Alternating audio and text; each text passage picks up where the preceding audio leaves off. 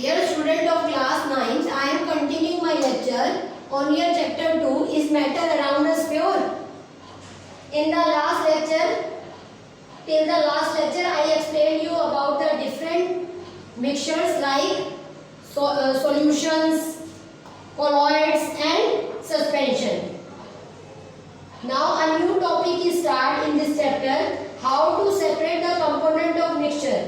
कोई भी मिक्सचर है उसके कंपोनेंट को हमने कैसे अलग करना है, कैसे सेपरेट आउट करना है, that is the part of your this other half chapter. Page number 19 से स्टार्ट कर रही हूँ. ठीक है, इसमें पहला क्वेश्चन आपका देखो, क्वेश्चन किस तरह से आएगा, आंसर कैसे देना होगा और उस एक्टिविटी को कैसे समझना होगा. जैसे how to separate cream from milk. ठीक है, how to separate cream from milk, तो आप बोलोगे by centrifugation method. 1 mark question आएगा.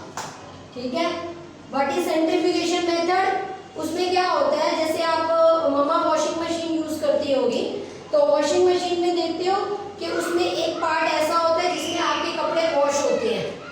ठीक है, उसमें क्या होता है, वो चर्नर जो होता है वो आपका क्विकली मूव करता है और दूसरी साइड आपका वाटर स्क्वीज होता है. ठीक है, जिसमें से पानी जो होता है वो मशीन बाहर निकाल देती है. तो that is the method of centrifugation. इसमें क्या होता है, चीज को जल्दी जल्दी घुमाना होता है और जब आप इसी तरह से मिल्क को घुमाते हो तो जो आपकी क्रीम होगी वो हैवियर पार्ट होने की वजह से नीचे आ जाएगी और मिल्क जो लाइटर पार्ट होगा वो ऊपर आ जाएगा. That is centrifugation method.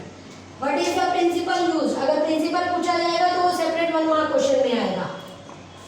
Principal use is denser particles comes to the bottom while the lighter particles stay at the top.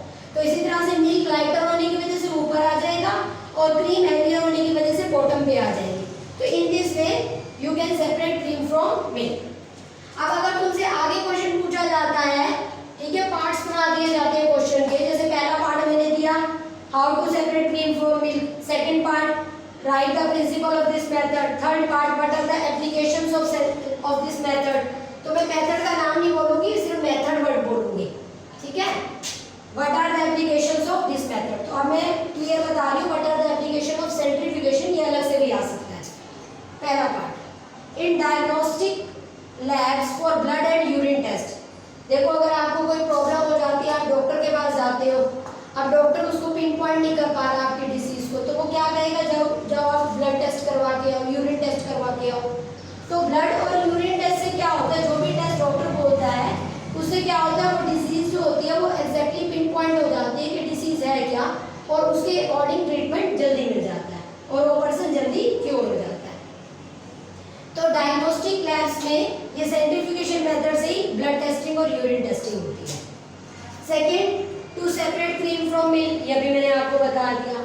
Third point, in washing machines to squeeze out water from the clothes, ये भी बता दिया वैसे मैंने कि एक side आपकी machine जो होती है सेमी ऑटोमेटिक, जब आप यूज करते हो, एक साइड आपके कपड़े जो होते हैं वो चर्नर फटाफट चर्न करता है, जिससे सारी जो उसकी गंदगी होती है, डस्ट पार्टिकल होते हैं, स्वेट होती है, वो सारा आपका जो आपने पानी में डिजोल्व किया है, सर्फ वगैरह जो भी वॉशिंग सोडा डिजोल्व किया है, वो उसको निकाल लेता है, अलग कर देता है. और दूसरी साइड जो है वो वाटर स्क्वीज आउट हो जाता है. तो water squeezing out is also an example of centrifugation method. अब नेक्स्ट पे आते हैं. नेक्स्ट है how to separate kerosene oil from water. अब नेक्स्ट एक्टिविटी, ये तो थी आपकी एक्टिविटी क्रीम फ्रॉम मिल्क की है, ये आपकी 2.3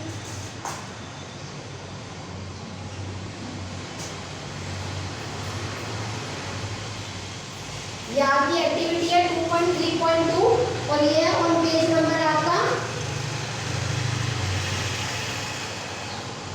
this is page number 19. Page number 19 पे आपकी सेंट्रीफ्यूगेशन वाली एक्टिविटी.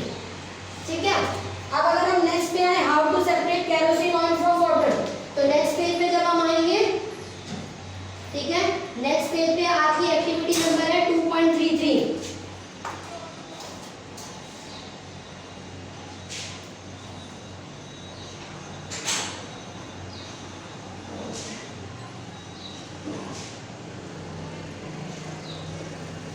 ठीक है, ये आपकी एक्टिविटी नंबर और ये आपकी एक्टिविटी नंबर है 2.33. इसमें डायग्राम देखो आप फटाफट. How to separate a mixture of two immiscible liquids. जब भी जो आपके इमिसिबल लिक्विड होंगे तो उनको हम कैसे सेपरेट आउट करेंगे. Separation of miscible immiscible liquid. Immiscible liquid होते क्या है? इमिजिबल लिक्विड्स वो लिक्विड्स होते हैं जो आपस में इंटरमिक्स ही ना हो पाए, डिसॉल्व ही ना हो पाए, सो एक दूसरे में मिक्स ना हो पाए, they are said to be immiscible.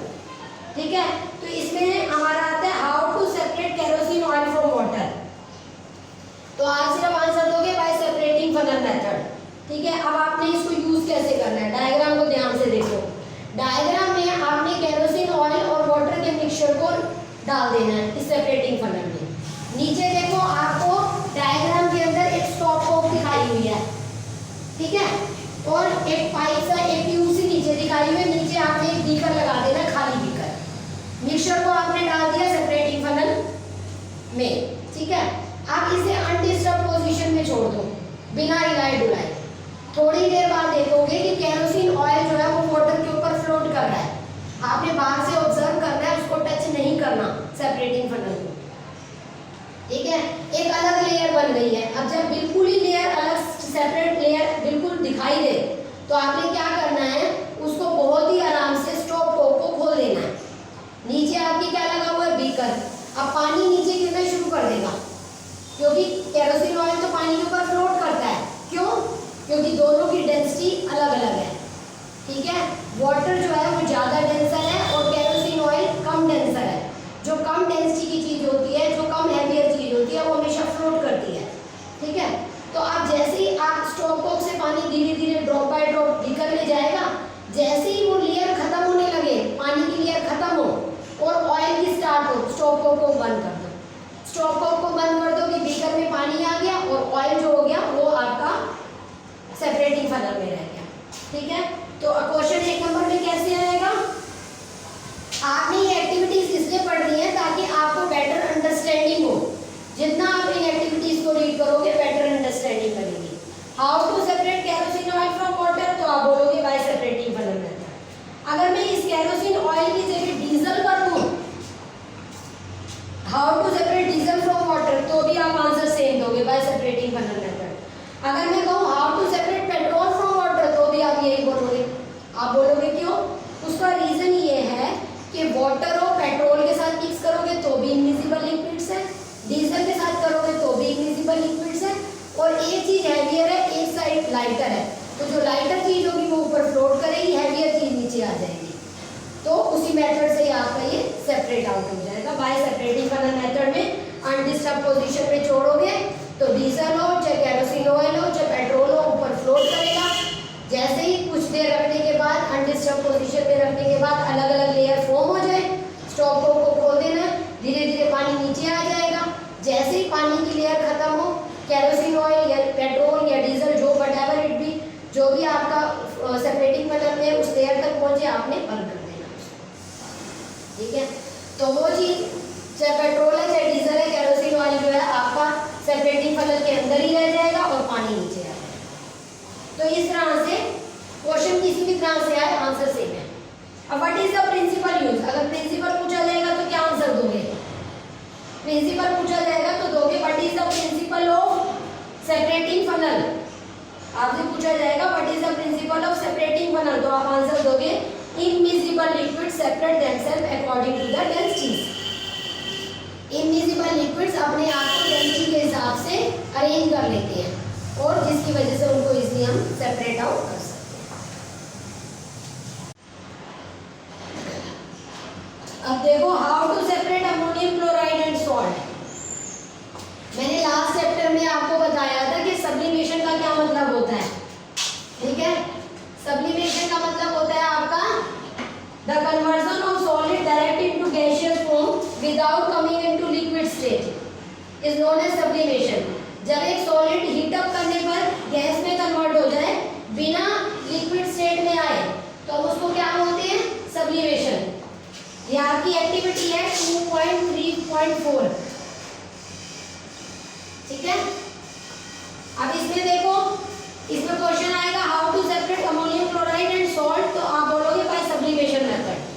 अब ये एक्टिविटी मैंने आप लोगों के लिए स्पेशल डायग्राम ड्रॉ करके लिख भी दी है क्योंकि ये एक्टिविटी ऐसे 3 मार्क्स में भी आती है कि explain the process of sublimation या write the activity to show that how to separate ammonium chloride and salt. आपने चाइना डिश लेनी है, चाइना डिश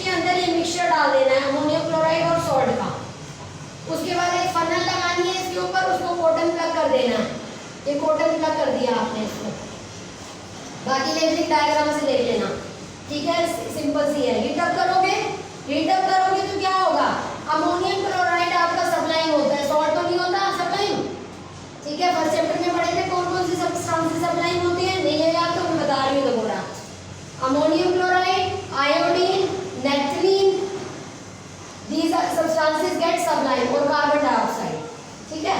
तो ammonium chloride is sublime in nature. आपने मिक्सचर को लिया, आपने हीटअप किया तो ये सॉलिड डायरेक्ट वेपर में कन्वर्ट होके इधर कलेक्ट हो जाएगा वेपर्स की फॉर्म में ऑन द फनल, ठीक है, और सॉल्ट इसी में रह जाएगा। अब कॉटन प्लग इसलिए किया कि वेपर्स बाहर में चले जाएं। अब आपने क्या करना है, ये सॉल्ट चाइना डिश को फटाफट अलग करके सॉल्ट इसमें ही रह गया और इन वेपर्स को कूल डाउन करके, ठीक है, और इससे आपने अमोनियम क्लोराइड ऑब्टेन कर लेना। तो इस तरह से ammonium chloride and salt can be separated by sublimation method. Activity बहुत सिंपल है, अपनी लैंग्वेज में लिखनी है, रट्टे लगाने की जरूरत नहीं है। तो पहले क्या करना है, take a mixture of salt and ammonium chloride, ठीक है।